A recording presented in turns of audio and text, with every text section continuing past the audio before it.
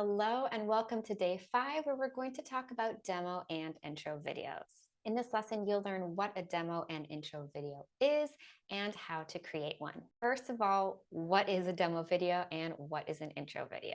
A demo video is when you teach a sample class. It may be an entire class or part of a class. Always check the time limit guidelines. For example, it might say 3 to 5 minutes. You may be asked to teach pretend students or there may be real students. The goal of a demo video is for the company or marketplace to see your teaching style. You may be provided with lesson plan materials, so this is common for online ESL companies, or you need to create your own if you are applying to an online teaching marketplace. Think of this like your job interview. Let your personality and your passion shine. An intro video is a video where you share your teaching experience, your area of expertise, and interests with potential students. Companies may use this video as part of the application process and part of the interview process.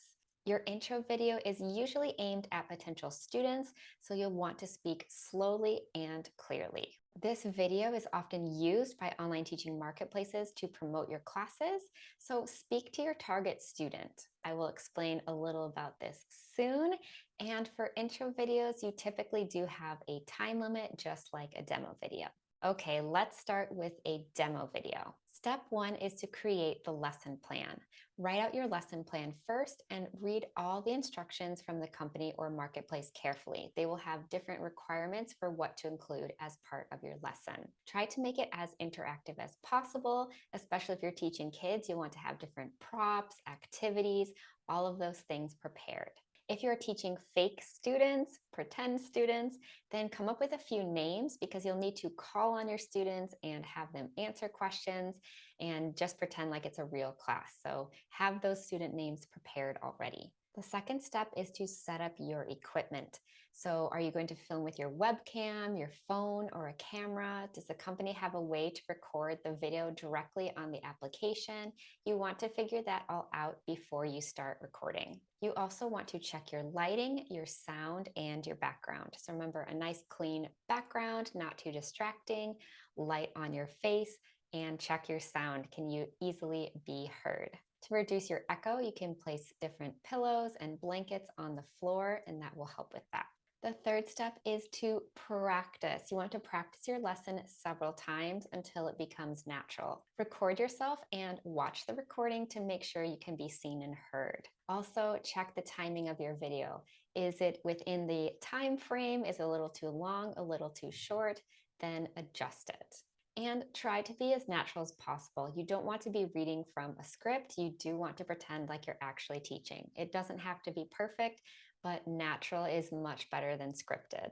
A tip is if your video quality, including the lighting or the sound, is bad, you can automatically be rejected. So again, watch the recording of your video and make sure it's all looking and sounding good. The fourth step is to record. So record your class until you're happy with it, but don't worry about it being perfect. If you want to share your screen while you're teaching, you can use the free version of Zoom to record your video, which is what I'm doing right now. You can also film on your phone and edit using Canva. I will have a tutorial on how to do this linked in the description. Step 5 is to edit and upload. If you recorded directly into the application, then you can just submit your video. You won't have to edit. If you need to edit your video, you can use iMovie if you have a Mac, or you can also use Canva or DaVinci Resolve. These are both free. If you need to compress your file, sometimes there's going to be a 100 megabyte limit, for example, you can use a video compressor. So just Google online video compressor and you can find something that will shrink the file size. Now let's talk about how to create an intro video. First of all, you want to write out your intro. Again, read all of those instructions carefully to determine what you need to include. This could be, for example, they're asking about your previous experience, your qualifications, your interests, your passions. It really depends on the company or marketplace. Then write out your script, but you want to use this as a guide. You don't want to memorize it. So if it's easier to use bullet points, then you can just write it out that way. The rest of the process for filming, editing, and uploading your intro video is going to be the same as the demo video. Ready to take some action? Start with one company or marketplace and start to prepare your video. Again, if you have any questions, just write a comment and always, always, always check out all of those eligibility requirements. I'll see you for day 6.